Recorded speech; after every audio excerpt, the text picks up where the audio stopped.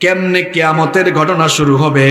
এবার তোমরা শোনো, কাফের মুশরিকরা যারা বলে, কিংবা কিয়ামত অবিশ্বাসী, পরকাল অবিশ্বাসী লোকেরা যারা বলে, আপনারা ভাবতে পারেন হুজুর, কোরআনের 114টা সূরার মধ্যে এই সূরাটা আজকে আমাদের মাহফিলে আপনি ধরলেন কেন? কি কারণে ধরলাম তার কারণ হলো একটু পরে বুঝবেন। কেন পরকাল আখিরাত কিয়ামত বিষয়ে এই সূরাটা আজকে ধরলাম, কারণ হলো আমরা সবাই পরকালে আল্লাহর সামনে দাঁড়াবো। মরার পরে আমাদেরকে আল্লাহ আবার জিন্দা করে হিসাব চাইবেন। এই ভয় আমাদের কলিজা থেকে চলে গিয়েছে বলে আমরা আজকে নামাজ ছেড়ে দিয়েছি। মরার পরে আমাদেরকে জিন্দা করে আল্লাহ আবার গোটা জীবনের হিসাব নেবেন, এই ভয় কলিজা থেকে চলে গিয়েছে বলে আমরা সুদ ঘুষ আর দুর্নীতির ভেতরে পড়ে আছি। মরার পরে আল্লাহ আমাদেরকে আবার হিসাব দিবেন, আমাদের কাছ থেকে বিচার করবেন, এই ভয় আমাদের কলিজায় নাই বলে আমরা একটু ক্ষমতা পেয়ে মানুষের নামে মিথ্যা মামলা দিয়ে মানুষের উপরে জুলুম করছি। মরার পরে আল্লাহর কাছে হিসাব দেওয়া লাগবে, আল্লাহ আমাদেরকে বিচার করবেন, এই ভয় কলিজা থেকে চলে গিয়েছে বলে বিচারের নামে অবিচার করে কত মানুষকে, নিরপরাধ মানুষকে অপরাধী বানিয়ে রেখেছি। তাহলে বোঝা গেল পরকালের ভয়, আখিরাতের ভয়, কিয়ামতে হিসাবের ভয় যাদের ভেতরে নাই, গুনাহ করার ভয়ও তাদের ভেতরে নাই।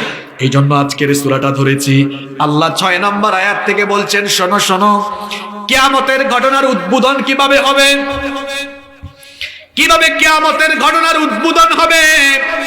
আল্লাহ এবার 6 নম্বর আয়াত থেকে বলছেন, ইয়াউমা তারজুফুর রাজিফা, যেদিন সিংহায় প্রথমবারের মতো ফুৎকার দেওয়া হবে। এতে আল্লাহ বলছেন, শোনো শোনো, কিয়ামতের ঘটনা কিভাবে ঘটবে। একজন ফেরেশতা আল্লাহ বানিয়েছেন, যেই ফেরেশতা কিয়ামতের ঘটনা ঘটার আগে সিংহায় ফু মারবেন, ওই ফেরেশতার নাম হলো ইসরাফিল। জোরে বলেন, ফেরেশতার নাম কি?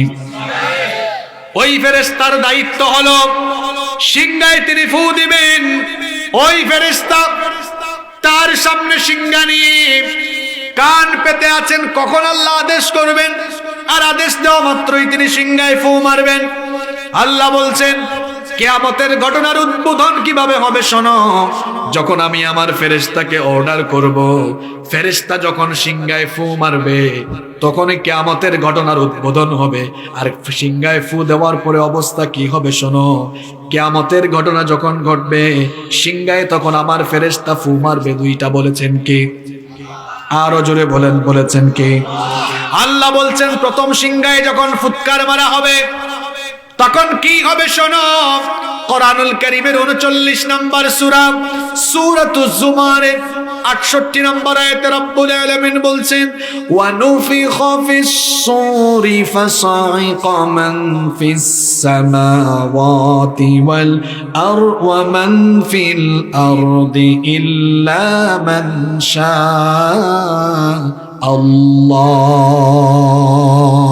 আল্লাহ তাআলা বলছেন, আর সিংহায় যখন প্রথমবার ফু দেওয়া হবে, আসমান সমূহ আর জমিনে যা কিছু আছে, আল্লাহ যাদেরকে বাঁচিয়ে রাখতে চান তারা ছাড়া সবাই তখন মরে যাবে। আল্লাহু আকবার। ইসরাফিল আলাইহিস সালাম যখন প্রথমবার সিংহায় ফু দিবেন, তখন যারা দুনিয়াতে থাকবে একটা সিংহার ফুৎকারে তারা সবাই মরে যাবে। আসমান জমিন জায়গায় থাকবে না, আসমান আর জমিন উলট পালট হয়ে যাবে। বেশি বেশি সূরা ইনফিতার, ইনশিকাক, তাকবীর, এই সূরাগুলো পড়বেন। কিয়ামতে সিংহায় ফুৎকার দেওয়ার পরে কি হবে, ওই সূরাগুলোতে আল্লাহ ডিটেইলস বলেছেন। মাথার উপরের আসমান, এই আসমান আর মহাশূন্যে যা আছে সবকিছু লন্ড ভন্ড মেসাকার চূর্ণ বিচূর্ণ হয়ে যাবে। মাথার উপরে মহাশূন্যে যে সূর্য আছে, এই সূর্য হলো পৃথিবীর চাইতে 13 লক্ষ গুণ বড়। পৃথিবীটা যত বড়, তার চাইতে 13 লক্ষ গুণ বড় করে সূর্যকে বানিয়েছেন কি? কিয়ামতের সিংহায় ফুৎকার দেওয়ার পরে এই সূর্য তার আলো হারিয়ে ফেলবে, চাঁদ তার আলো হারিয়ে ফেলবে, আসমানকে গুটিয়ে ফেলা হবে। আসমানের মধ্যে আমরা যে তারকাগুলো দেখি, সন্ধ্যার পরে সেই তারকাগুলোকে ছোট মনে হয়। এই তারকাগুলো কিন্তু আসলে ছোট নয়। যে সূর্য পৃথিবীর চেয়ে 13 লক্ষ গুণ বড়, ওই সূর্যের চাইতে আরো 50 লক্ষ 50 কোটি গুণ বড় তারকা মহাশূন্যে যিনি বানিয়েছেন তিনি কি? এই তারকাগুলো সিংহায় ফুৎকার দেওয়ার পরে তারকাগুলো খসে খসে বিক্ষিপ্ত হয়ে ভাবে ছিটিয়ে পড়বে। আল্লাহু আকবার। এই জমিনটাকে কাঁপিয়ে দেওয়া হবে। আল্লাহ বলেছেন ইদা জুলজিলাতিল আরদু জিলজালাহা, জমিনটা কেঁপে উঠবে প্রথমবার সিংহায় ফুৎকার দেওয়ার পরে। আকাশের দিকে মাথা উঁচু করে দাঁড়িয়ে থাকা পাহাড়গুলোর অবস্থা কি হবে? আল্লাহ তাআলা বলেছেন ওয়া তাকুনুল জিবালু কালহিনিল মানফুশ, এই পাহাড়গুলো দুনাত তুলার মতো উড়ে যাবে, পাহাড়গুলো তুলা হয়ে উড়ে উড়ে যাবে। সিংহায় যখন প্রথমবার ফুৎকার দেওয়া হবে আসমান জমিন উলটপালট হয়ে যাবে।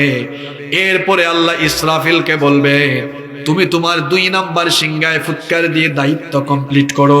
এজন্য আল্লাহ পরের আয়াতে বলেছেন তাতবাউহার রাদিফা, এরপরে পরবর্তী সিংহা এটা অনুসরণ করবে, অর্থাৎ পরবর্তী সিংহায় ফুৎকার দেওয়া হবে। দ্বিতীয়বার যখন সিংহায় ফুৎকার দেওয়া হবে ঘটনা তখন কি ঘটবে? আল্লাহ বলছেন ওয়ান সুম্মা নুফিখা ফীহি উখরা ফাইদা হুম কিয়ামুন ইয়ানযুরুন, এরপরে দ্বিতীয়বার যখন সিংহায় ফুৎকার দেওয়া হবে কবর থেকে সব মানুষগুলো উঠে কিয়ামতের মাঠের দিকে দৌড়াতে থাকবে। কার হুকুমে? দ্বিতীয়বার যখন সিংহায় ফুৎকার দেওয়া হবে কবরগুলো খুলে যাবে। কবর খুলে দেওয়ার পরে সব মানুষগুলো কবর থেকে উঠে উঠে হাসরের মাঠে গিয়ে সমবেত হবে। সেই সময় দুনিয়াতে যারা কিয়ামতে অবিশ্বাস করত, পরকালে অবিশ্বাস করত, পরের আয়াতে আল্লাহ বলেছেন কুলুবু ইয়াউমা ইযিন ওয়াজিফা, সেদিন অনেক মানুষের অন্তর ভীত বিহ্বল হয়ে যাবে।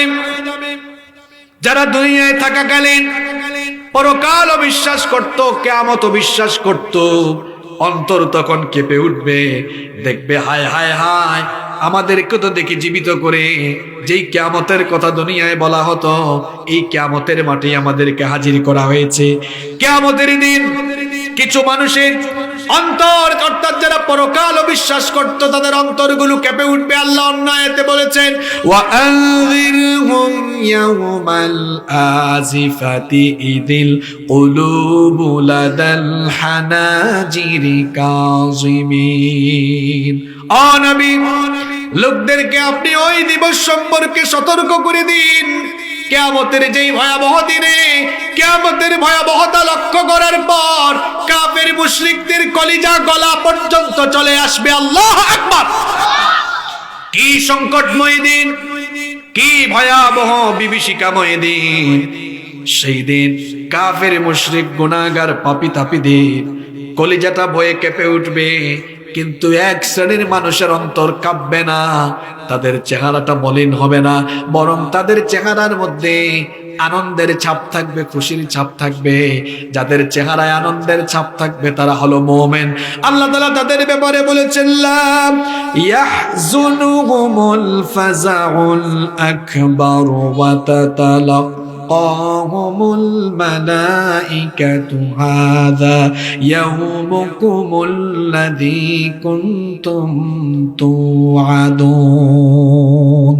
আল্লাহ তাআলা বলছেন সেই মহাভীতির দিনে ইমানদারদের চেহারা মলিন হবে না, তারা ভীত সন্ত্রস্ত হবে না। ফেরেশতারা এসে তাদেরকে স্বাগত জানাবে আর বলবে হাদা ইয়াউমুকুমুল্লাযী কুনতুম তুআদুন, এটা হলো সেই দিন যে দিনের ব্যাপারে তোমাদেরকে ওয়াদা করা হয়েছে।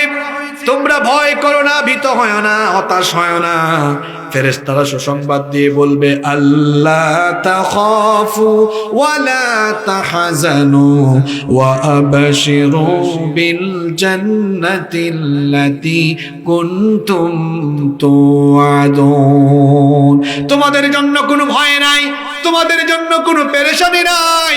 আল্লাহর জান্নাতে ঢোকার জন্য তোমরা প্রস্তুত হও। সুবহানাল্লাহ।